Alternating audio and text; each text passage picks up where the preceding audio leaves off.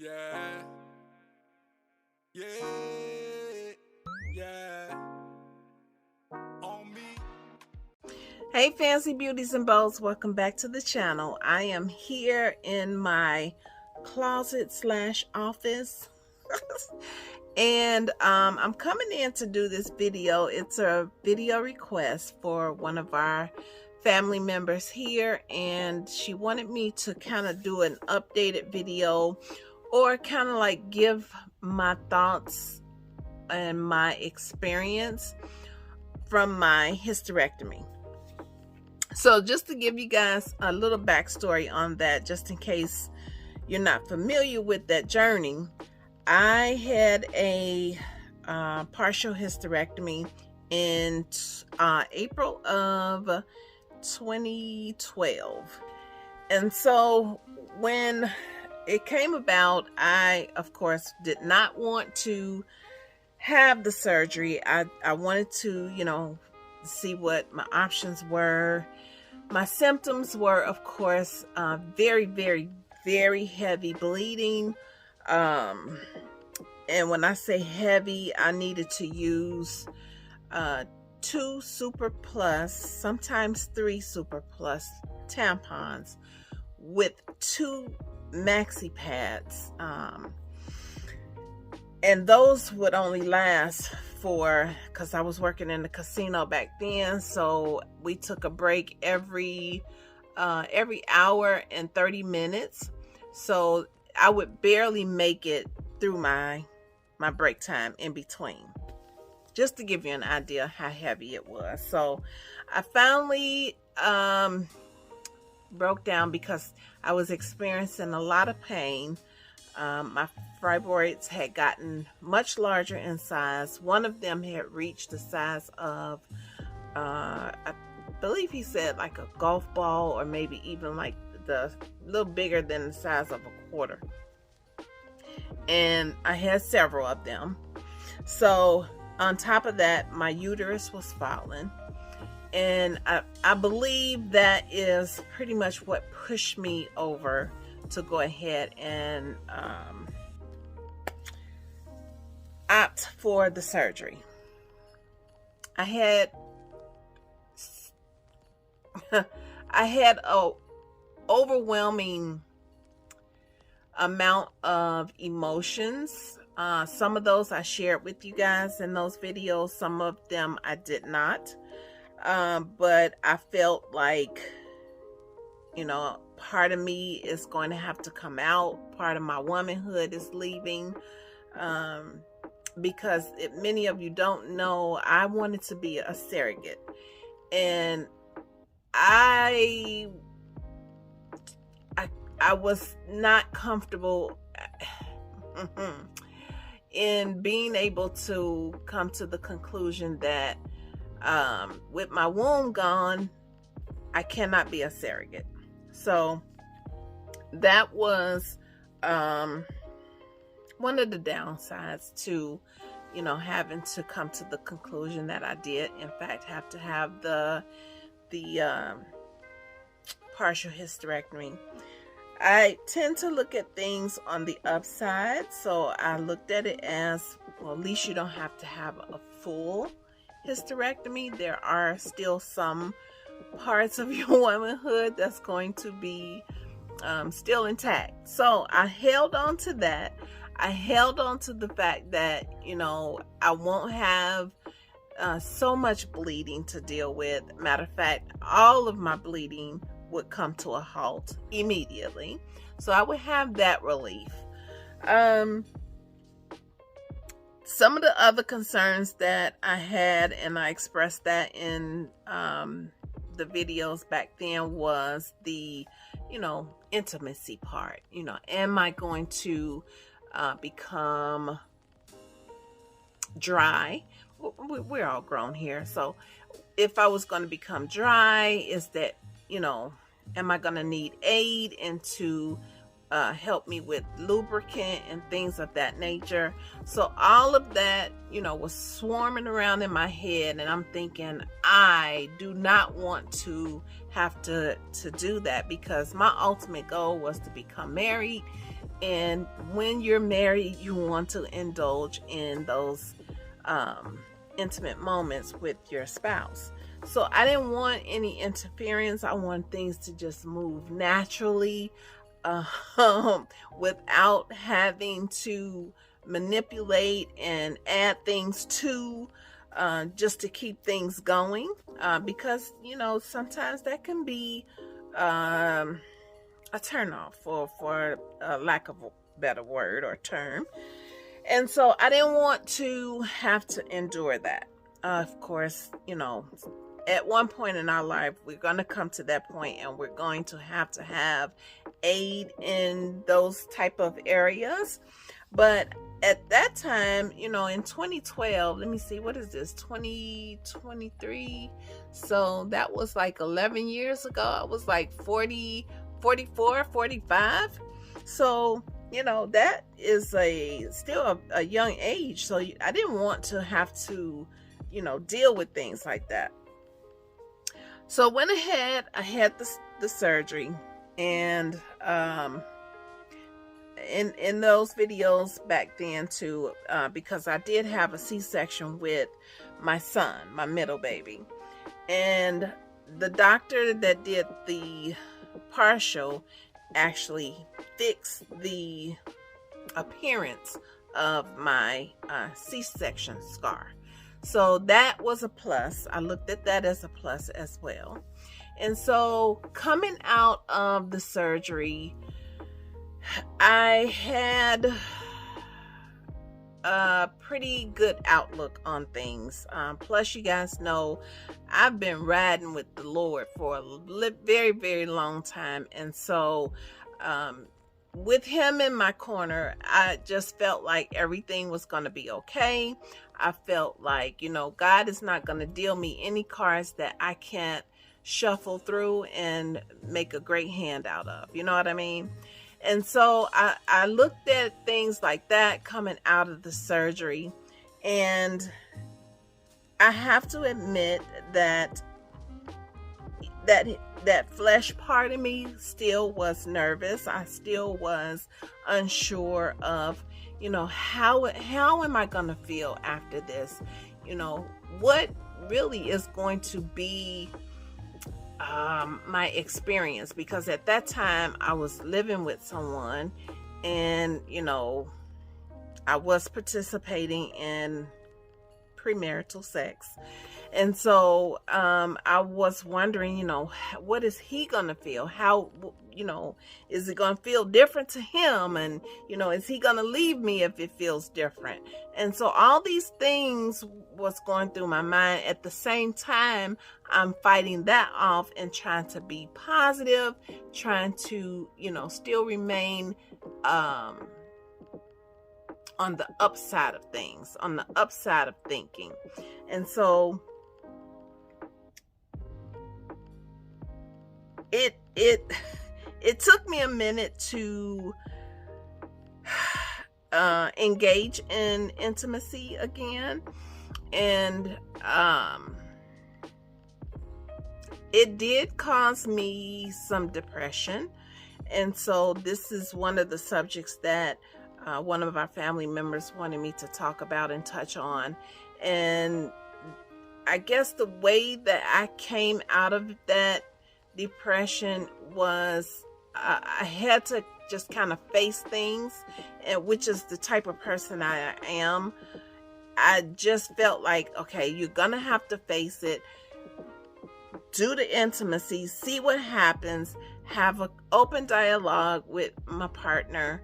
And to my surprise, he said it did feel different, like something was missing there, but it wasn't to the point of where he couldn't be satisfied. Because of my mental state, I couldn't be satisfied because I'm thinking more of him, because I'm an unselfish person. And even in intimacy, I always want to make sure that my partner is satisfied. And so because I had that in the back of my mind, even though he said everything is cool, I still was thinking I'm undesirable. I can't satisfy him, right? So I had all these thoughts in my head, and it did become where I didn't want to engage. I did engage just because to satisfy him, and then other reasons, spiritually was why I didn't want to really engage. But because I was living that lifestyle, I engaged. Also, how I came out of the depression was I just looked myself in the mirror and I talked to myself, and I did the whole, you are beautiful, you are desirable, you are still a woman. I did all those affirmations to myself in the mirror. In addition to, because I'm a lover of makeup, I jumped right back into, my makeup looks, even though back then I was horrible at makeup, but I still put y'all through that torture and did my makeup tutorials or makeup looks, because they were not tutorials. And so, I jumped right back into that, which gave me a boost in my confidence, and began to dress up, put my clothes on, make myself more presentable. And they say it starts on the inside, which is why I started with those affirmations and those statements that I would say to myself in the mirror every day. And I'm not kidding you guys. I would say it every day to myself. You are beautiful. You are still a woman. You are a great woman. You are a more improved woman. And so I would do these affirmations because I needed it to start on the inside. When it starts on the inside, it will go to your thinking, it will go to your emotions, and then that's what rebuilds your confidence. At least for me, that's what it did for me.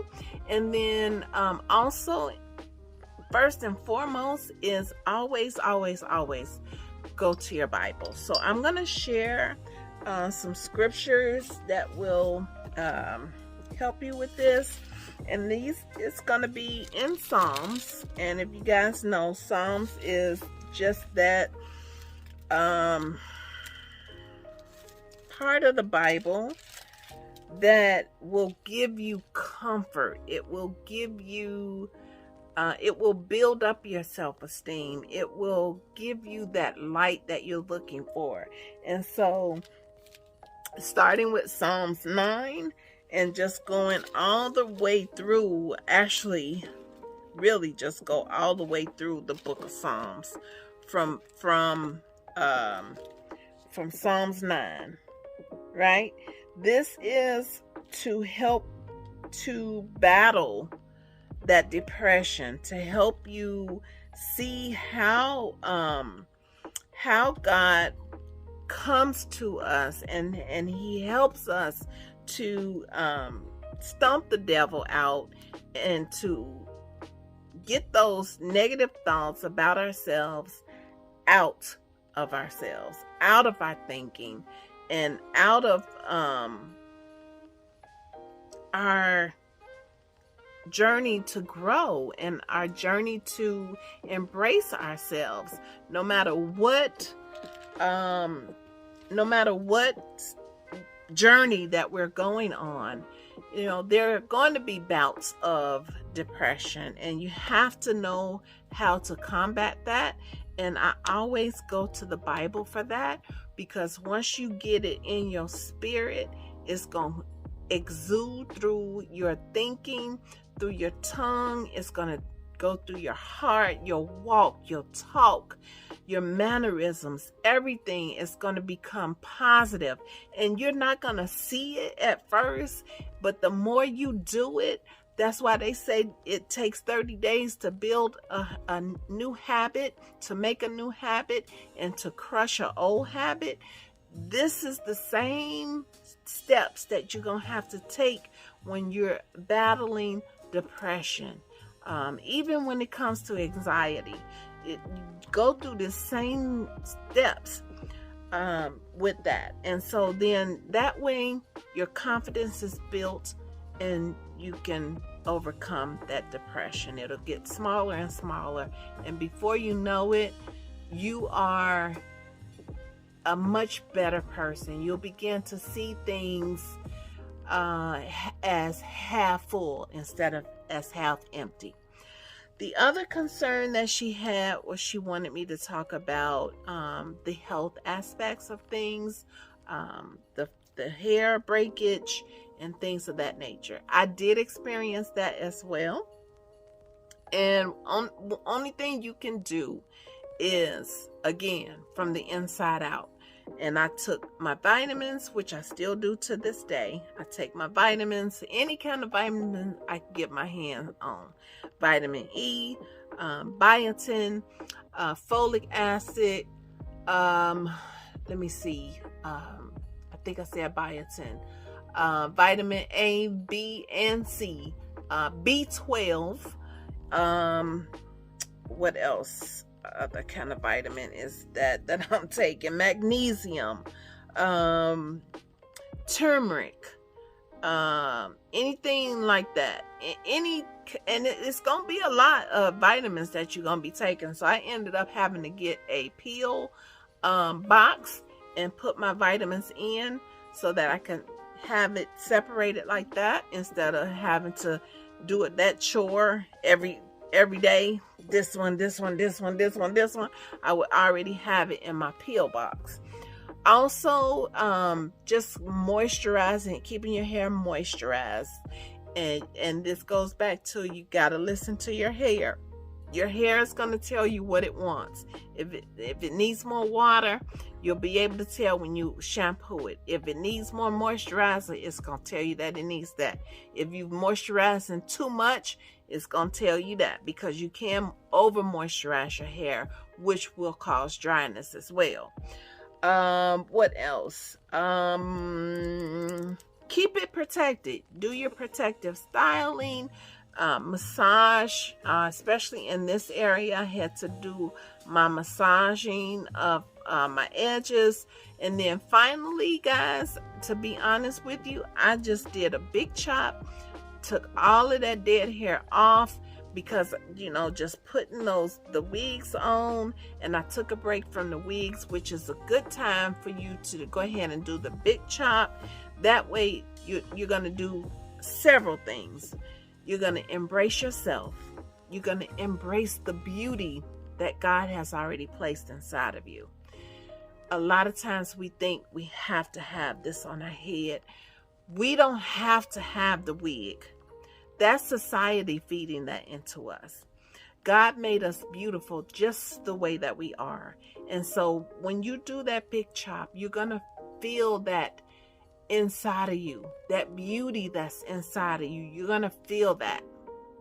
And then you're going to be able to just get in there and take out and put all the attention onto your hair, onto the crown of your head, which is the shampooing. And I shampooed my hair, at least put water to my hair every single day, because it needed that. It needed that water. It needed that moisturizing supplement, just nature. It needed that. And then I did my deep conditioning. I'll do a video later of the hair products that I use if you guys want to see that. Also did my deep conditioning where I would keep the plastic bag on my head, keep that on for, I did that for like 3 hours, 3 to 4 hours. I would just walk around the house once a week and just continue to deep condition my hair until I began to see the progress. And then you keep going with that. If you guys want a full routine on that, because I don't want this video to be too long, I just want to pop in here and give my beauties some encouragement and let you know, you keep your head up. You are a survivor and you know that. So I want you to exude that in everything that you do. Get in your Bible. When I tell you guys to stay focused on God, stay focused on God. Read your Bible. Stay on your knees. Listen to whatever bishop, pastor, whoever it is that can reach you, Sarah Jakes, whoever it is. Get to that person on video every single day. In the morning, I work from home, and when those calls are slow, I'm listening to my bishop, Sarah Jakes, Bishop Jakes, Pastor Keon Henderson. I'm listening to these people. Also Stephanie, she's another good one. I listen to her. And just whoever it is, that's who I tune into. I don't make a move. I don't touch my phone. I don't do anything. I hit my knees first before I do anything else, before I get my day started. Because when you start with God, you're going to finish with God. So Fancy Beauty, I hope that this video helped you. If you have any other questions, don't you dare hesitate to put those down in the comment section down below. My email address, I'll put it across the screen. If you have any questions, anybody, reach out to me through email. Any subjects you want me to talk about, put it in my email. I'm here for you. I'll put that video up as soon as I can. So you guys know I have some things that's in the pot cooking. And they almost done. I'm almost ready to stick a fork in it. So bear with me on my regularity of putting the videos up, but they're coming. I'm going to get back on the schedule once I get everything in this pot done. Okay? And I'm going to share everything with you guys. Of course, you know that. But you stay focused on God. Keep your head up. Keep your chest out and do those affirmations. Tell yourself that you are as beautiful as you know you are. As beautiful as God made you to be. You are that. Every single day. And before you go to bed at night as well. And that's another thing. Before you go to bed, make sure that you have something positive that's going on the inside of you. Always go to bed with something positive on your mind. All right. I love you guys, and I will see you in the next video. This your girl, Gina. Keeping your fancy beautiful on the inside as well as the outside. Mwah. I love you guys. I'll talk to you soon.